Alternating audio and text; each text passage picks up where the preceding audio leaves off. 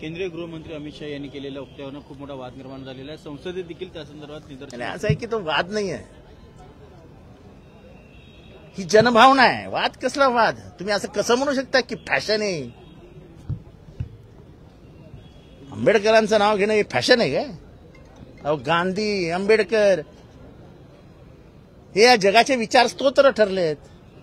जिथे जिथे शोषणाविरुद्ध जगभरात जिथे जिथे माणसं उभे राहतील त्यांचा आदर्श काय असेल तो आदर्श असेल डॉक्टर भीमराव रामजी आंबेडकर. माणूस एकटा लढला पण जगाला भारी पडला. तुम्ही त्यांना म्हणता फॅशन आहे? अहो, तुम्ही ज्या उभे राहिलेत ना सभागृहात, त्या सभागृहाची निर्मिती डॉक्टर बाबासाहेब आंबेडकरांच्या संविधानामुळे झाली आहे. तुम्ही जे बोलू शकता ना ते डॉक्टर बाबासाहेब आंबेडकरांच्या संविधानामुळेच बोलू शकता.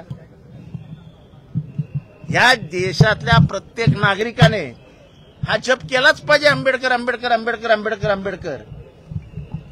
त्याला क्रमप्राप्त आहे, ते त्याचं कर्तव्य आहे. त्याची टिंगलटवाळी करायला जाऊ नका. अमित शाह यांनी माफी मागावी अशी देखील मागणी केली.